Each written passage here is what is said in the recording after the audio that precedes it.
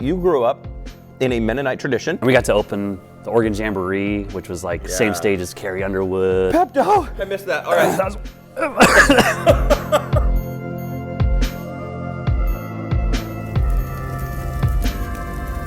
Hello, everybody, and welcome to episode 5 of Burning Questions. I have in the hot seat my friend, Caleb Ivanitsky, who is our high school pastor, for those of you that are unaware. And so first, before we begin, we want to give a shout out to Hot Ones, the original creator of this interview series. It's their idea, not ours. We bought their sauces, so we give all the credit to them.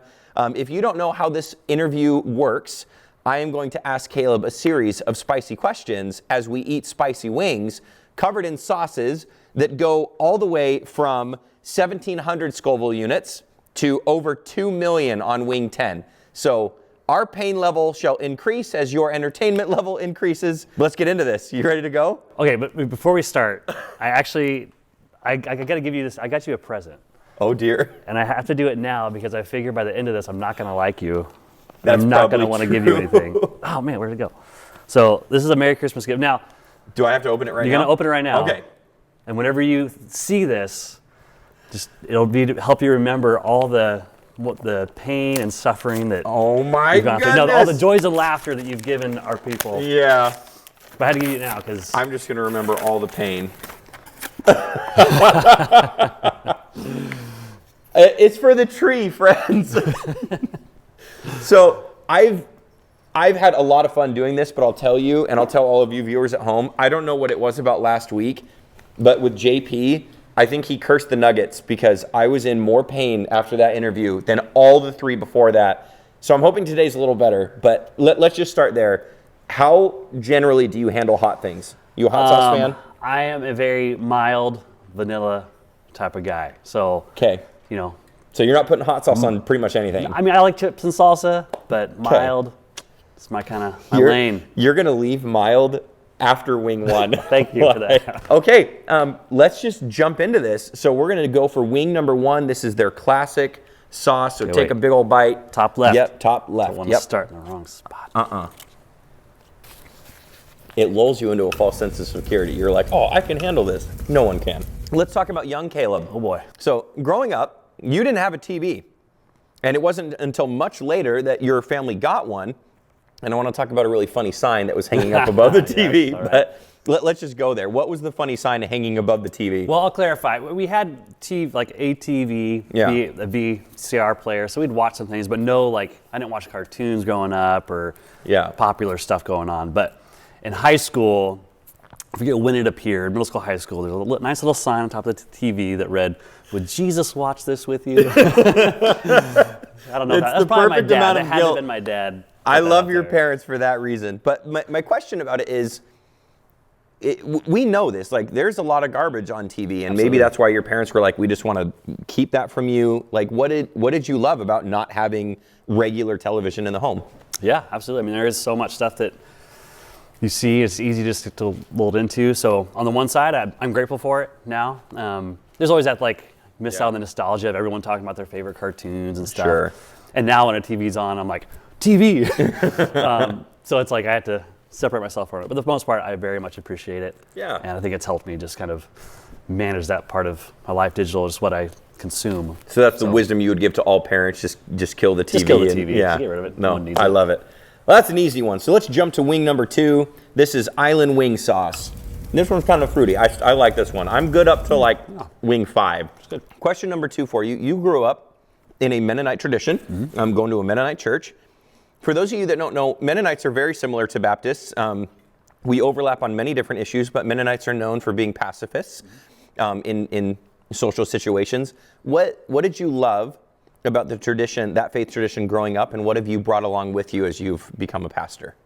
Yeah, as I think about growing up in the Mennonite church and the values I have, sometimes I think, oh, it's Mennonite, but really it's just, growing up being in a church that, one, values God's word, has a high emphasis on serving and taking care of the world and the lost, the poor. Mennonites don't own that, but they do put a lot of emphasis on it. And studying Jesus, his words, how he interacted with the world. Yeah, that's fantastic. And so I think that foundation, and I think ultimately it's being surrounded by people who loved well and served well. And I think in a small church, and that's kind of what has started me off well with a value and love for the church, and because of people who did it well. I love that.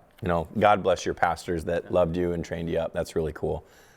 Wing number 3. Let's just rifle through this. This is the mezcaline. Not bad, right? Doing So far, okay? so good. Okay. Growing up, as all of us do, we have a number of like smaller jobs, like before we get to big boy jobs. So out of all the different jobs that you had, from basketball coach to teaching to marketing to kind of IT stuff, what has most prepared you for the ministry position you hold now? I'm going to reach back to my courthouse days. Let's go. With you, my friend. Yes. Doing Super Kids. Okay. Like organizing Managing the children in all the gym. the children coming in, West Salem, a lot of kids. Yep. A range of attitudes and characters, and just doing games, and I mean, that was fun. Yeah. Other Shout out to jobs. Drew Baker. Drew Baker. And the courthouse. That's right. And then ultimately, really, my time spent at Western Mennonite, Western Christian School. Yeah. Just being around high schoolers, because I got to do so many wear so many hats. Sure. Of coaching and running chapels, doing communications, that Yeah. I really draw on that today, doing ministry stuff. I love it. That's perfect. Let's go for wing 4.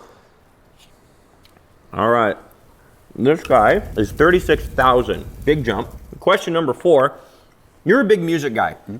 I remember one of my first memories was coming into the young adult group, and I met you, and you were talking about a band I'd never heard of. I believe it was Muse. Yes. Yeah. And you were like, man, this band's great. And that it was so over my head. And you did that to me so many times. You're like, this band's great. I was like, I have no idea. But you also know how to play a bunch of different instruments. Mm-hmm. You've led worship in the young adult group. You've led worship in Thrive. You've led worship on the main stage. Music is obviously a big part of your life. Yeah. So what is one or maybe a couple of your biggest musical influences, whether a person or a band? For me, I mean, yeah, there's lots of big bands or people I look at, but honestly, I think much personal. I go back to Mr. Jeff Shippey, my fourth grade orchestra director. Fourth grade orchestra me director to playing upright bass, but then I had him in middle school. Okay. And he got me into bluegrass, and so I got years with him, and he influenced a lot. And then I think guys. I played it in my bluegrass band grew. I got a guy named Zach Driscoll, and I started playing with him, and he opened up to a lot of opportunities of playing on bigger stages. Sure. And he's a singer-songwriter. How early were you playing on stage? Like, how young were you? Oh man, in middle school it was my first bluegrass band, and so we started doing concerts. But then with Zach Driscoll, that was like probably sophomore year. Sure. And we got to open the Oregon Jamboree, which was like the same stage as Carrie Underwood, and that year. No way. Randy Travis and Keith Anderson. Yeah. Some big names. So I got to open for a lot of big country artists and play on big stages. So that was cool. And then with worship, I'd say Nate Dunn was a huge influence for me, because that was when I started leading on stage for church, and he helped me unpack what it means to lead worship well. And dude, I love that, because I was expecting that you might name a band or someone in a band, but you're like, my orchestra director and my worship pastor. Totally. I love that. That's so good. Let's jump to wing 5. We've almost made it halfway through. This is the 7th Reaper, 59,000. Still doing good? I got a little bit of sweat. Oh, okay. I got a little glisten. You have led in high school ministry, not just as a pastor, but also as a youth leader for over a decade. Yeah. Which is phenomenal. That's crazy. And you've seen a lot of different patterns. I mean, anybody in any field, if you've been there long enough, you're going to start to see patterns. What do you see right now as a detriment to the faith life of high schoolers that parents need to be aware of? Really, just what advice would you give to parents of high schoolers right now? Man, there's so many different issues, and a lot of them, they span time, right? Like things we faced in high school, the parents that you faced, but it just changes how it shows up and kind of the social pressures that go with it. Sure. And so it's hard to narrow it down to one. But as I think through parents, I think the advice I give is not doing life alone. That's what we tell students a lot, is just like, so often we have a lot of relationships, but they're so surface level, be it because of the phones or because of COVID, whatever it is, like not knowing how to like have real relationship that goes deep. Sure. So I think for parents, knowing how to give yourself grace as you get into the high school, a lot of the issues we face get messier and more extreme, and we don't know how to deal with them. Sure. And so receiving grace, so then you can give grace and model it, because I think that's what students need. They need to know that it's okay to mess up. We don't have to be perfect. Yeah. And having parents that walk through that line well, but we need other people in our lives to do that. And I think as we get older, it's harder to maintain authentic relationships and invest in relationships. So if we do that as adults, that's going to bless your kids as you model that. I love that. That's a great answer. Let's jump to wing 6. This to me is the scariest looking one. Yeah. It's a darker sauce. This is where you're going to start to cough a little bit. Okay. This one, this burns the throat. All right, number 6. You have traveled a lot, honestly. You're well traveled to Nepal, Costa Rica, Puerto Rico, Dominican Republic. How has meeting so many different people groups and cultures affected your faith right now? What'd you take from them? Wow. You're not lying. That's starting to heat up. I think I remember the question. As I've traveled, I've loved just learning different cultures, meeting people, especially believers from around the world. I think most influential was my time in Nepal. It was 6 months that I got to be there. And so that's where I really got to learn a language, get to know people. Right. And I think that's where, through those trips, I think learning God's heart for the world, for the lost, the broken, is where I think is what I value most in my faith, of just really getting God's heart for the world. And that's what I'm most excited about, taking our kids to the DR this spring break, is it for them to see God's heart for the world. We get so focused on my life, what's happening here, that something that Dad's always talked about is he didn't go international until he was well into his adult years, and you've already traveled so much. Like, your global mindset has developed quite extensively really early. So I love that. Let's go to wing 7. My tongue's already hurting. Yeah, that's right. Turping's Curse, 99,000. What is the best band of all time and the best concert you've ever been to? And these can be different. I think I'm going to keep it the same, so we just keep this thing clipping along. Okay. But I'm going to go with Muse. As I listen to other bands, lots of bands, I always come back to listening to Muse, and I'll always have to pop back up. Yeah.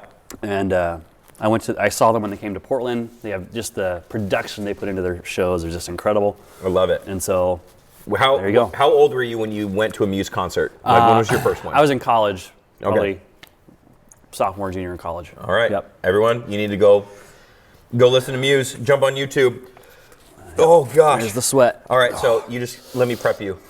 8 sucks. It's miserable. Okay. This is where your hands shake and go numb. Wing 8, let's go for it.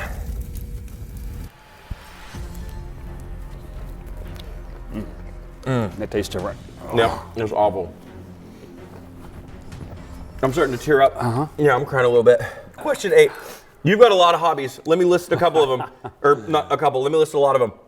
Racquetball, running, disc golf, triathlons, mandolin, bass, guitar, fishing, graphic design, basketball, surfing. If you had to give all of them up except for one so that you could perfect it, what would you pick? You're a monster. Pepto! I'll join you on that. Oh, the pink drink. Man, that's terrible. Did you get the list from my wife? I did. Thank you, Jess. She gives me a hard time. I tend to collect hobbies, and then I move on to something else. I'd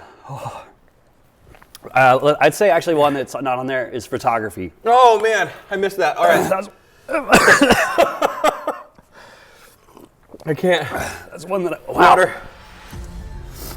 That's one. I can't even get a sentence out. It's ugly. It's ugly stuff. If I could take that next level as a photographer, okay, that'd be awesome. All right, let's just go. Wing 9, you got to do it. No. This is rapid fire, so you can't think, you just got to say it. I'm going to give you some choices. Here we go. Bass or guitar? Bass. Burger or fried chicken? Burger. Run or bike ride? Run. Marvel or DC? Marvel. Best Marvel movie? Oh, man. In-game. Mountains or beach? Beach. Peanut butter or ranch? Peanut butter. Book or movie? Book. McDonald's or Burger King? McDonald's. Dog or cat? Dog. Hot or iced? Hot. Sweet or salty? Salty. Oh, gosh. All right. Recover. I don't want to. I can't take much longer. I'm going to start pitting out. I know. Here we go. Wing 10. Just do it. This right here is the last dab. Who's going to be in the World Cup and who's going to win? Who's in the final? Well, given that France scored in the first 5 minutes, I think it'll be France and Argentina in the final. Okay, I'm who's gonna taking go it? Argentina. For the win. Messi needs a World Cup before. All right. He's had an okay career, so he'll need that to go. Well done, my friend. You made it. Dude. We're crying. We're sweating. We feel miserable, but it's all for Cheers. your benefit and entertainment. So we much. love you, SFB. Merry Christmas.